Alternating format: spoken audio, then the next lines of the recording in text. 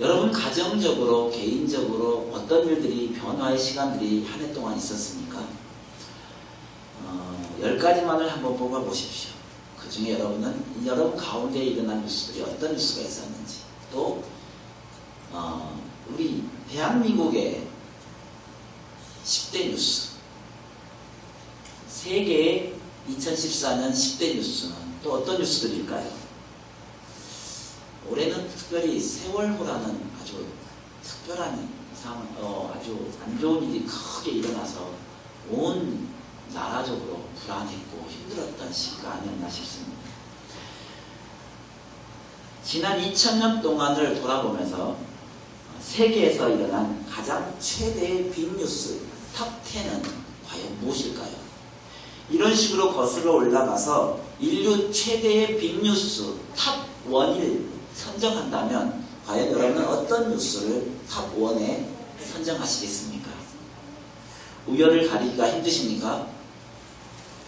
기준이 많으면 선택이 힘들고 복잡해집니다. 근데 그 많은 사건 중에 저는 탑1을 선택하라 그러면 너무나 쉽고 단순하게 선택할 수가 있습니다. 왠지 아십니까? 너무 기준이 분명하기 때문에 그렇습니다. 제 인생에 있어서 가장 중요하고 가장 의미 있는 분, 가장 의미 있는 사건이 단 하나이기 때문에 그렇게 쉬운 것입니다. 이것 하나만으로 제 인생의 모든 사건이 정리가 되고 있습니다. 바로 그 빅뉴스가 예수님이 이 땅에 오신 사건입니다. 예수님이 아니면 저는 죄인으로 살아야 하고 죄의 짐을 내 스스로 직접 짊어지고 살아야 합니다. 죄를 내가 책임져야 하기 때문입니다. 예수님이 아니면 내 힘들고 어려운 모든 문제를 이야기할 대상도 없고 맡길 대상도 없어지기 때문에 그렇습니다.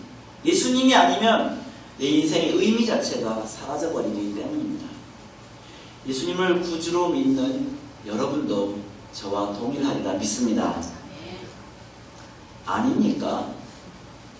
믿습니다.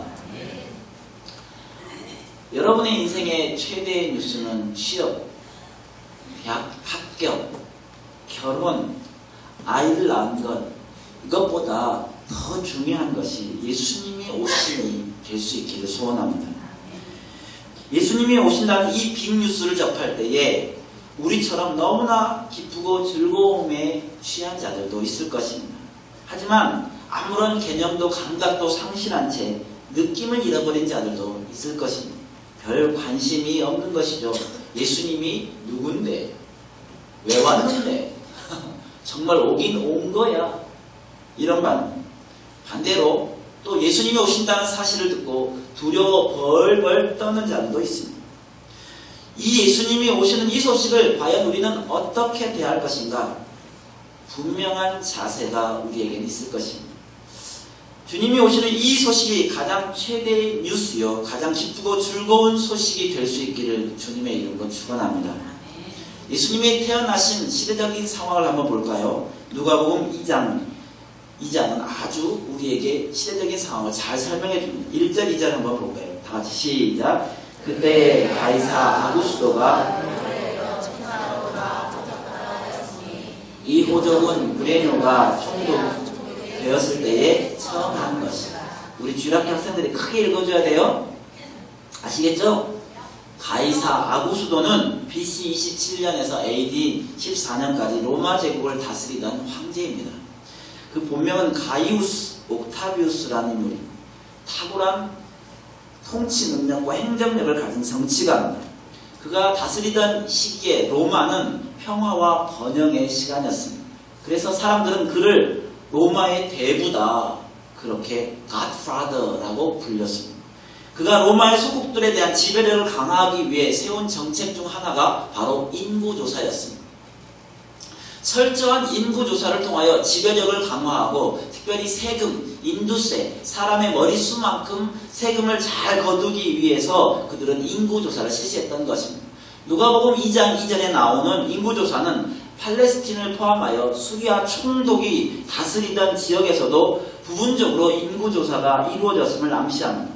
그럼에도 불구하고 이 호적이 가이사 아구스도와 관련되어서 그가 천하로 다 호적하게 한 것이다 라는 표현을 사용한 것은 실제로 그의 통치 시기에 로마가 지배하는 거의 모든 지역에서 호적조사가 이루어졌습니다. 수리아도 가이사의 직접적인 명령에 의해서 호적조사가 이루어졌기 때문입니다. 그럼 호적하러 베들레헴으로 간 예수님의 부모님을 보실까요? 팔레스틴과 시리아의 인구조사는 분명 가이사 아구스도의 명령에 의한 것입니다. 그런데 이것이 구약 미가 선지자의 예언을 이루는 도구가 된 것입니다. 미가서 5장 2절에 볼까요? 시작! 베들레헴 에브라다야 너는 유다 족속 중에 작을지라도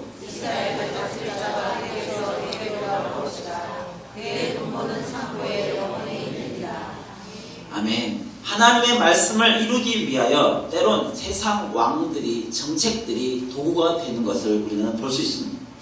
모든 유대인들은 호적을 하기 위해 자기 고향으로 돌아간 것은 유대인의 희년 제도를 황제가 정치적으로 이용한 것입니다. 유대인들은 비록 흩어져 살지라도 희년이 되면 각기 자기 지파의 땅으로 돌아가야 했습니다. 요셉이 나사렛에서 다윗의 동네인 베들레헴으로 가야 한 것은 그가 유다 지파와 다윗의 후손이라는 증거임을 알 수 있고요. 메시아 탄생 장소가 미가가 예언한 베들레헴이라는 곳, 그것을 성취하기 위함이었던 것입니다. 갈릴리 나사렛 사람이라 사람들은 그렇게 예수님을 부릅니다. 누가복음 2장 4절과 5절 볼까요? 다시 한번 읽어봅시다. 시작! 요셉도 다윗의 집 족속이므로 갈릴리 나사렛 동네에서 유대를 향하여 베들레헴이라 하는 다윗의 동네로 그 약혼한 마리아와 함께 호적하러 올라가니 마리아가 이미 잉태하였더라. 이 요셉은 팔레스틴 북 산간 호수가 있는 갈릴리 지역에서 살았는데 사실 갈릴리는 구약에서 별로 취급도 하지 않은 변방이었습니다.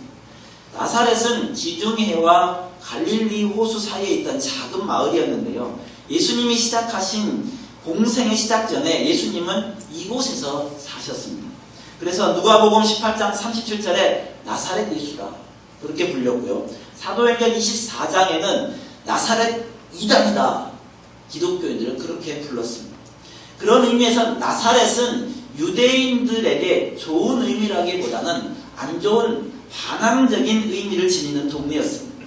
하나님의 아들 예수님은 유년기의 대부분을 이 나사렛에서 보내셨는데 낮고 천한 신분으로 오신 예수님이 말구유에 누울 곳이 없어서 천하게 말구유에서 삶을 시작하신 것이나 아무도 주목하지 않은 변방지역인 나사렛에서 그의 시작을 하신 것이나 다 예수님의 겸손한 삶을 육체적으로 표현한 것이라 우리는 알 수 있습니다.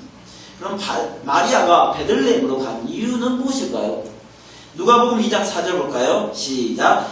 요셉도 다윗의 집 족속이므로 유대를 향하여 베들레헴이라 하는 다윗의 동네로 올랐다. 당시 납세를 위한 인구조사에는 노약자들, 장애인들, 힘없는 여자들은 대상에서 제외되었습니다. 소수의 능력 있는 여인들을 이 인구조사에서 포함되기는 하였지만 호적을 위해 본인이 직접 갈 필요까지는 없었습니다. 하지만 요셉은 배불러 있는 아내를 홀로 버려두지 않고 함께 그 먼 길을 떠났습니다. 갈릴리 나사렛에서 유대 베들레헴 다윗의 동네까지는 거리상 100km 이상이나 된 거리입니다. 이런 먼 거리를 만삭의 몸으로 움직인다는 것은 결코 쉬운 결정이 아닙니다. 그럼에도 불구하고 요셉이 아내 마리아를 데리고 간 이유가 무엇일까요? 성경은 요셉을 의로운 자, 경건한 자라고 표현하고 있는데요. 그가 의롭고 경건한 자라는 뜻은 그가 주의 뜻을 바라며 기도하는 자였고 선지자로 하신 말씀을 이루기 위해서 최선의 노력을 다하는 자였다는 것을 우리는 성경을 통하여서 알 수 있습니다. 마태복음 1장 19절에서 23절을 가만히 보면 그의 남편 요셉은 의로운 사람이라. 22절 볼까요? 22절 시작! 이 모든 일이 된 것은 주께서 선지자로 하신 말씀을 이루려 하심이니. 선지자로 하신 말씀을 이루기 위함인 걸 알았습니다. 아내에게 잉태된 아이가 사람이 아니라 성령으로 잉태된 이 사실을 알고 싶고 있었으며, 이 아이는 백성을 자기의 죄에서 구원할 자이시기 때문에 그의 이름이 예수라, 이 천사의 분명한 음성을 들었던 요셉이 하나님의 말씀을 마음 깊이 새겼고 미가 선지자의 예언을 정확히 기억하고 있었던 이 요셉이 그 말씀을 이루기 위하여 아내 마리아와 함께 다윗의 동네로 함께 떠났다. 그리고 신학자들은 밝히고 있습니다. 그런데 이상한 점은 구약이 이렇게 미리 예언도 다 했고 예수님의 태어날 징조들이 많이 있었음에도 불구하고 왜 주님이 태어날 장소는 준비되지 못했을까요?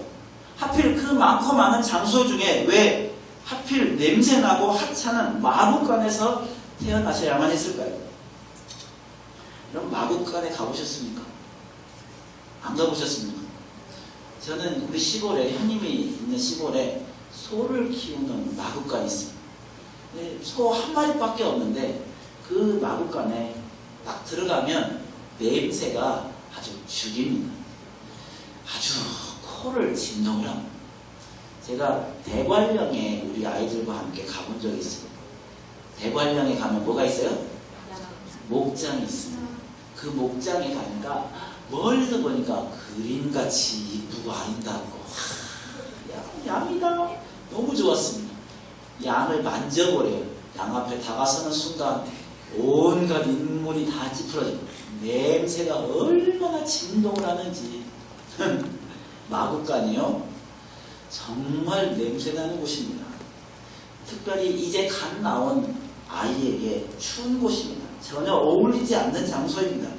그런데 성경은 예수님이 이곳에 태어날 수밖에 없었던 이유가 장소가 없었기 때문이라 이렇게 밝히고 있습니다. 누가복음 2장 7절 볼까요? 시작. 첫 아들을 낳아 강보로 싸서 구유에 이었으니 이는 여관에 있을 곳이 없습니다. 있을 곳이 없었다. 막 태어날 아기 예수님이 있을 곳조차도 없으셨다는 것이 의미하는 바가 무엇이 있습니까? 베들레헴 다윗의 동네는 그래도 하나님의 말씀을 실천하는 세상에서 가장 믿을 만한 동네입니다. 예를 들자면 세상 마지막 희망의 보루인 셈입니다. 그런 동네에서조차 배부른 여인을 맞이해줄 사람이 없었던 것입니다. 성경은 여관이 없어서라고 하지만 여러분 같으면 배부른 만삭의 여인이 진문을 두들기고 애가 나오려고 그러는데 방 좀 없습니까? 그러면 여러분 안방이라도 내어놓지 않겠습니까? 당시 사회가 그랬습니다. 다들 자기 살기 바빴습니다. 나름대로 바쁘고 분주하게 살았습니다. 남의 형편을 돌아보지 않았습니다. 타인에게 관심이 없는 세대였습니다. 우리 아이만 잘 되면 돼. 우리 집만 걱정 없으면 돼. 되긴 뭐가 됩니까? 하지만 이곳은 베들레헴 다윗의 동네 아닙니까? 손님을 극진히 대접하는 것이 최고의 미풍양속인 유대 사회입니다. 세상에서 가장 하나님의 말씀으로 사는 동네에서조차도 자비가 말라버린 그 시대였다는 것입니다. 그만큼 세상은 희망이 없고 어둡고 캄캄했습니다. 그 시대에 그런 세상에 우리 예수님이 빛으로 희망으로 생명으로 세상을 밝히는 환한 빛으로 오셨다는 것입니다. 냄새나는 형편없는 마구간에 나신 것은 그를 맞이해줄 그 어느 누구도 없었기 때문이십니다. 가장 낮고 천한 자의 모습으로 이 땅에 오신 것입니다. 주님은 등장부터 낮게 깔리셨습니다. 시작부터 끝까지 그렇게 낮은 자세로 겸손하게 사셨습니다. 그리스도인의 삶이란 바로 이런 삶입니다. 낮은 자의 삶이요 겸손한 삶이어야 합니다. 주님이 그렇게 보여주셨고 그렇게 사셨습니다. 호탕하게 큰 소리치고 싶습니까? 위에서 군림하고 살고 싶습니까? 그런 자들의 삶과 주님의 삶과는 거리가 멉니다. 우리는 그렇게 살고 싶어 합니다. 그런 희망을 품고 오늘도 열심히 살고 싶지 않습니까? 그런 희망이 우리 마음속에서 사라지도록 우리 마음을 다스려야 합니다. 절제해야 합니다. 그렇기 위해서 오늘도 부지런히 노력하며 살아야 합니다. 주님의 오심은 정확히 성경의 예언대로 그대로 오셨고, 주님의 공생의 사역 중에도 항상 하나님의 말씀을 인용하셨고 말씀을 이루기 위하여 움직이셨습니다. 하나님의 말씀은 그를 움직이게 하는 삶의 매뉴얼이었습니다. 여러분은 무엇에 근거하여 어떤 계획에 의하여 오늘 하루를 사십니까? 여러분의 삶의 지침서는 과연 무엇입니까? 어떤 사람들은 느낌이 가는 대로 살기도 합니다. 내 경험상 오늘 이렇게 하면 좋겠다, 옳은 대로 사는 사람들도 있습니다. 인간적인 판단과 지혜와 계획대로 사는 사람도 있습니다. 여러분의 행동 매뉴얼이 예수님처럼 요셉처럼 오직 말씀이 삶의 지침서가 될 수 있기를 주님의 이름으로 부탁을 드립니다. 말씀대로 움직이고 말씀을 따라 사는 자가 그리스도인입니다. 그렇다면 예수님이 오시는 의미가 무엇일까요? 첫 번째로 기쁨의 좋은 소식입니다. 누가복음 2장 10절 보겠습니다. 시작. 천사가 이르되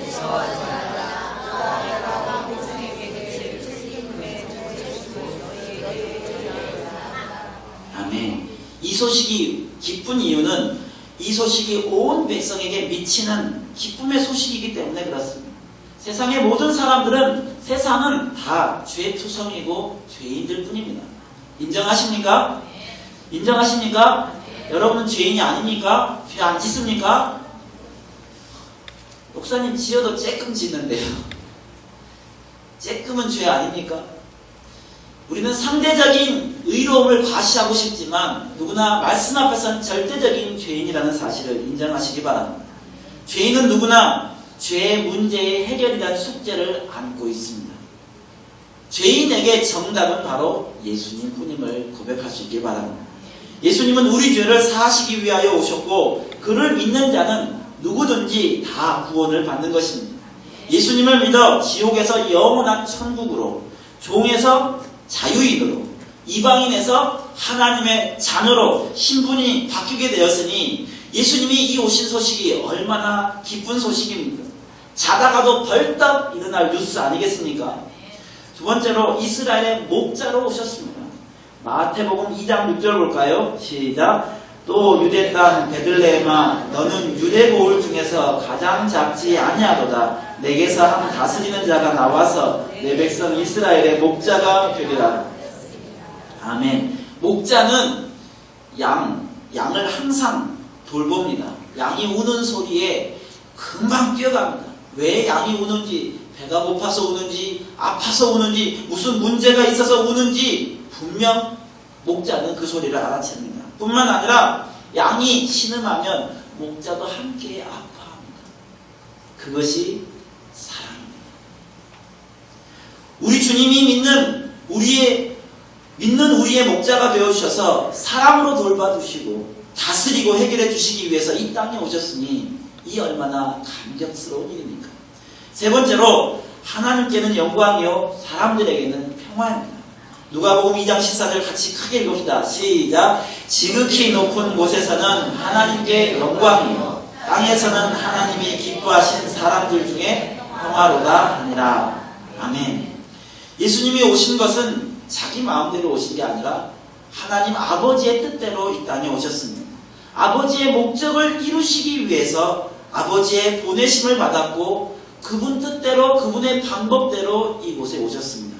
그러면 아버지의 뜻과 목적을 그대로 다 이루신 것은 하나님께 영광이 되는 것입니다. 그런데 아버지의 뜻이 무엇입니까?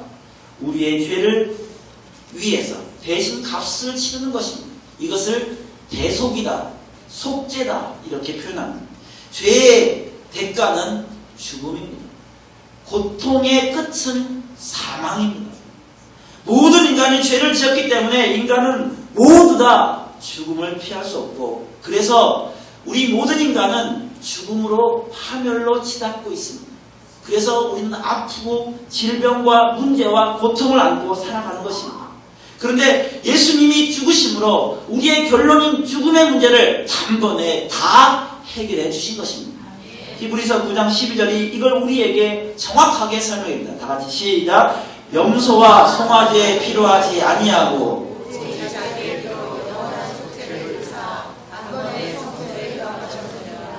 아멘. 주님의 죽으심으로 이제 우리는 더 이상 죄가 우리에게 주는 고통에서 신음하지 않아도 되는 것입니다. 죄와 사망의 고통에서 주님이 승리하셨고 우리 주를 믿는 자들의 모든 문제도 다 해결해 주셨기 때문입니다. 죄와 고통의 문제가 우리에게 해결되었으니 이 땅에서 우리에게는 진정한 평화, 행복이 찾아오게 된 것입니다. 이렇게 예수님이 오신 의미를 제대로 깨닫는 자들은 진심으로 기뻐할 것입니다. 성경에 기뻐하는 자들이 나옵니다. 누가 기뻐하는지 첫 번째로 동방 박사들입니다. 마태복음 2장 9절에서 11절 볼까요? 다 같이 시작. 박사들이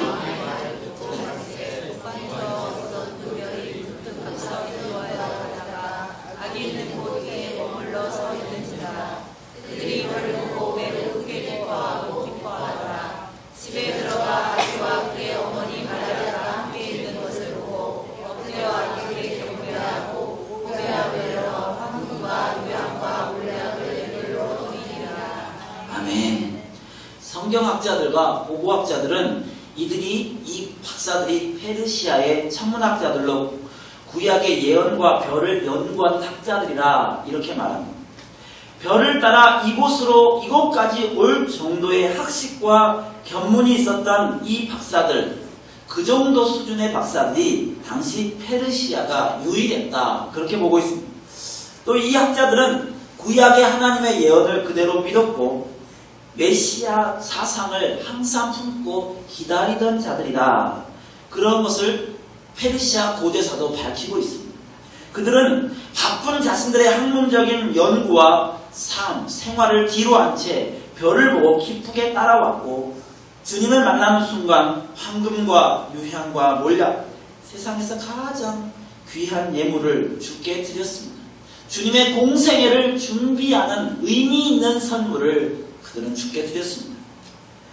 주님을 기뻐한 동방 박사들은 말로만 글로만 기뻐하는 것이 아니라 직접 그 먼 길을 마다하지 않고 찾아와 달려와서 예배하였습니다. 최상의 예물을 드리고 함께 기뻐한 것입니다. 이것이 주님을 기뻐하는 자가 할 수 있는 특징입니다. 두 번째로 목자들이 기뻐했습니다. 누가복음 5장 15절부터 20절에 보니까 천사들이 떠나 하늘로 올라가니 목자가 서로 말하되 이제 베들레헴으로 가자. 주께서 우리에게 알리신 바 이 모든 일을 보자. 우리가 보자. 세상의 직업은 참 많습니다. 그런데 우리는 성경에서 이해할 수 없는 직업이 계속해서 등장하는 것을 봅니다. 무슨 직업입니까? 목자라는 직업입니다. 여러분 구약에 양을 치던 목자들이 나오는데 야곱이 그랬고 모세가 그랬고 다윗이 그랬습니다. 야곱은 장인 삼촌 라반의 양을 치던 자였고요. 모세는 장인 이드로의 양을 치던 자였습니다. 다윗은 아버지 이새의 양을 치던 자였습니다. 그들은 모두 양과 함께 수많은 세월을 함께 보내던 자들이었고 하나님은 이 목자라는 직업을 통해서 그 속에서 훌륭한 리더로서의 자질을 훈련시키셨습니다.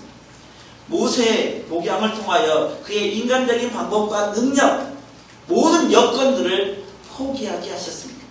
사무엘하 16장 1절에 보니까 하나님께서 다윗을 이스라엘의 2대 왕으로 세우실 때에 그는 아버지의 양을 들판에서 치고 있었던 때였습니다. 양의 보호자가 되어서 들판에서 짐승과 싸워야 했고요. 또 양들에게 좋은 꼴을 먹이기 위해서 여기저기 헤매 다녀야 했습니다. 그에게 있어 목장은 그를 훈련하는 장소였고 양을 소중하게 대하고 깨우치는 장소였습니다. 이처럼 목장은 사람이 커가는 장소였습니다. 그런 곳에서 일하던 목자들에게 하나님은 천사들을 보내셨고 그들에게 온 백성에게 미칠 큰 기쁨의 좋은 소식을 전하게 하셨습니다. 그런데 사실 목자는 유대인들에게 굉장히 천시되고 무시되던 직업이었습니다. 그런 그들에게 제일 먼저 천사들을 보내셔서 그들에게 복음을 전하게 하신 것입니다. 사실 목자라는 직업이 계속해서 주목을 받는 것은 목자가 돌보는 그 양이 번제했을 귀한 제물이 되어 인간의 죄를 사하는 도구가 되기 때문입니다. 죄를 사는 재물이 가치가 있는 것처럼 그것을 준비하는 사람들, 그 직업을 귀하게 성경이 대한 것입니다. 오늘 우리가 우리의 죄를 사하기 위해서 죄를 회개하는 어떤 행동들이 주님의 영광이 되고 주님의 관심을 끄는 것임을 결코 잊지 마시기 바랍니다. 주님의 관심은 여러분이 눈물을 흘리며 회개하는 그 순간이 가장 주님의 관심을 끄는 행동이라는 사실입니다. 고린도전서 1장 26절에 보면 육체를 따라 지혜로운 자가 많지 않다. 문벌 좋은 자도 많지 않다. 하나님께서 세상에 미련한 것들을 택하여서 지혜 있는 자들을 부끄럽게 하시려고 세상에 약한 것들을 택하셨다. 그럼 세상 자랑하지 마십시오. 좀 있으면 부끄러워집니다. 세 번째로 시므온과 안나는 예수님은 태어난 지 8일 만에 할례를 받으셨고 율법대로 정결의식을 치르셨습니다. 누가복음 2장 21절부터 24절에 보면 뭐뭐가 나오는지 한번 볼까요? 할례할 8일이 되어서 할례를 합니다. 22절에 보면 모세의 법대로 정결 예식의 날이 찼습니다. 그래서 어디 갑니까? 예루살렘 성전에 올라갑니다. 그리고 주의 율법에 뭐라고 써있냐면 처음 태어난 남자마다 주의 거룩한 자, 가정의 장남을 얘기합니다. 그리고 아기를 주께 드립니다. 율법대로 아기를 위한 제물을 드립니다. 산비둘기 한 쌍이나 어린 집비둘기 둘로 제사를 하였다. 예수님의 가정이 좀 부유했다면 뭘 잡아드렸겠어요? 소나 양을 드렸겠죠. 이스라엘 백성들 중에 가장 가난한 사람들이 바치는 비둘기로 제사를 드립니다. 하지만 가난하다고 이 제물이 쓸모없는 거 아닙니다. 하나님은 형편에 맞게 하나님께서 제물을 지정해 주셨기 때문에 그렇습니다. 아기 예수님의 성전에서 이렇게 정결 의식을 하고 만난 사람이 경건한 시몬입니다. 그는 성령의 지시대로 살아생전에 그리스도를 만날 것이다. 그리스도를 볼 것이다. 이 말씀을 듣고 하나님의 약속을 기다려야 했습니다. 그리고 성전에서 드디어 예수님을 만난 것입니다. 누가복음 2장 25절에서 27절에 보니까 성령의 감동으로 그가 예수님을 만나게 되었습니다. 의롭고 경건한 자였던 이 시몬은 아기 예수님을 보고 찬양합니다. 그리고 주님의 사역을 예언합니다. 누가복음 2장 34절부터 35절 읽어볼까요? 시작. 시몬이 그들에게 축복하고 그의 어머니 마리아에게 말하여 이르되 보라, 이는 이스라엘 중 많은 사람을 패하거나 흥하게 하며 비방을 받는 표적이 되기 위하여 세움을 받았고 또 칼이 내 마음을 찌르려 하니 이는 여러 사람의 마음의 생각을 드러내려 함이라 하더라. 아멘. 예수님이 세상을 둘로 나눌 뿐이라는 것. 예수님을 믿는 자와 믿지 못할 자, 택함받은 자와 버림받을 자, 둘로 나눌 뿐만 아니라 주님이 세상의 모든 사람들의 비방의 표적이 될 것이다. 영적 전쟁이 일어날 것이다. 시몬이 이렇게 영적 전쟁을 선포하고 있습니다. 또 아셀 지파 여선지자 안나가 나옵니다. 누가복음 2장 36절에서 37절 보면 이 여인이 어떤 사람이냐? 37절 볼까요? 시작. 과부가 되고 84세가 되었더라. 이 사람이 성전을 떠나지 아니하고 주야로 금식하며. 아멘. 예수님을 기뻐하고 찬양한 사람들은 하나같이 경건한 자, 주의 뜻을 기도하며 기다리는 자들이었습니다. 성령이 충만하여 그 속에 하나님의 말씀이 가득한 자들이었습니다. 오실 메시아를 사모하며 기다리는 자들이었습니다. 예수님은 이미 오셨습니다. 이미 오신 예수님은 또다시 우리에게 다시 오실 것을 믿습니다. 이제 아기 예수가 아닌 구름 타고 부활 승천하신 모습 그대로 성인으로 우리에게 오실 것입니다. 주님을 사모한 자들에게 초림 때에 제일 먼저 보여주신 육체 예수님, 똑같이 부활을 대망하며 부활을 기다리는 자들에게 똑같이 나타나 주실 것입니다. 그래서 지금 말세를 살아가는 우리가 메시아 대망 신앙을 깊이 소유하고 살아야 하는 것입니다. 예수님이 오심에 분노한 자들이 있습니다. 바로 헤롯 대제와 온 예루살렘 주민들입니다. 마태복음 2장 3절 볼까요? 시작. 헤롯 왕과 온 예루살렘이 듣고 소동한지라. 마태복음 2장 3절 시작. 헤롯 왕과 온 예루살렘이 듣고 소동한지라. 유대인의 왕 예수님이 나신다는 소식을 들은 헤롯과 예루살렘 주민들은 소동하였습니다. 소동한지라 헬라어의 에타라크레라는 심히 괴롭다, 교란되다, 공포 가운데 발칵 뒤집힌 상태를 말합니다. 헤롯은 자신이 누리고 있는 이 권력에 대한 집착이 굉장히 강한 사람입니다. 통치권에 대한 심각한 위협과 도전으로 여겼습니다. 그래서 예수님이 오신다는 사실, 유대인의 왕으로 오신다는 사실을 도저히 받아들일 수가 없었습니다.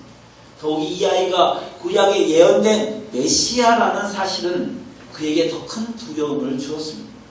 이스라엘 백성들은 항상 메시아를 기다리며 살았고 메시아 대망 신앙인이 되었습니다.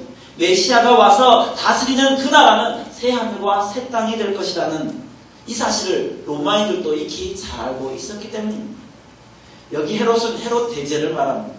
그는 에서의 후손으로 이둠의 출신입니다. 유대인의 호감을 사기 위해서 예루살렘 성전을 지어줄 정도로 아주 이 모든 정책에 굉장히 능수능란한 사람이었습니다. 하지만 그는 권력 집착형의 인물로 자기 가족, 친척, 주위 사람들도 아무도 믿지 못하는 불안 증세를 드는 정신분열자였습니다. 심지어 자기 부인 미리암네도 죽여버렸습니다. 친척들뿐만 아니라 자기의 친아들 2명도 살해할 정도로 잔인했습니다. 그런 그가 메시아 탄생 소식을 듣고 유대인의 왕이 태어나실 사실을 그걸 듣고 가만히 있었을 리 만무합니다.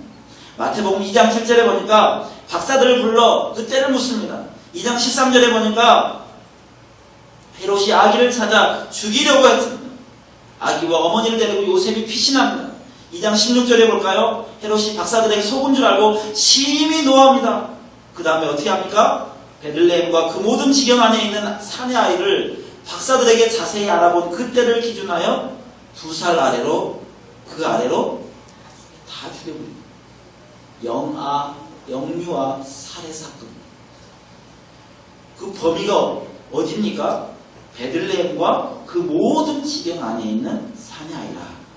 베들레헴과 그 모든 지경 안에 있는 베들레헴 인근 근처 지역까지 유아 살해의 대상으로 삼은 것. 그가 예수님이 얼마나 그에게 공포의 대상이었는지를 보여줍니다. 잔인한 그의 성품과 세속적인 권력에 대한 집착이 함께 만났을 때에 그것이 낳은 결과가 얼마나 비참한지를 우리에게 보여주는 것입니다. 여러분이 가지고 있는 세속적인 욕망이 사탄과 만나면요 비참해집니다.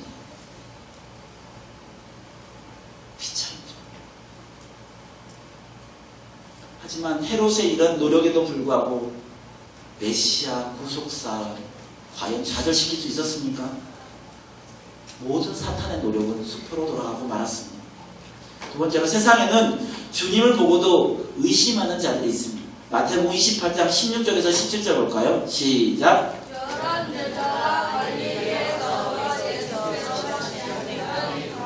예수를 배웠고 경배하나 아직도 의심하는 사람들이 있더라.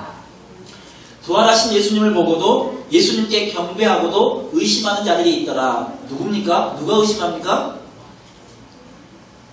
그 앞에 주어가 있습니다. 누가 의심합니까? 11 제자 중에 11 제자 중에 부활하신 예수님을 보고도 의심하는 자들이 있었습니다. 성령을 받지 못하면요 의심할 수밖에 없습니다. 우리의 믿음은 우리가 믿어져서가 믿는 게 아니라 성령의 선물임을 기억할 수 있길 바랍니다. 여러분 예수님이 믿어지십니까? 예수님이 믿어지신 건 성령의 선물입니다. 제자들도 성령을 받지 못하니까 살아나신 부활하신 예수님을 만나 뵙고 경배까지 하셨음에도 불구하고도 아직도 의심할 정도입니다. 예수님의 탄생에서 우리가 알 수 있는 것은 하나님의 역사와 사단의 역사가 치열하게 대립하고 있다는 사실입니다.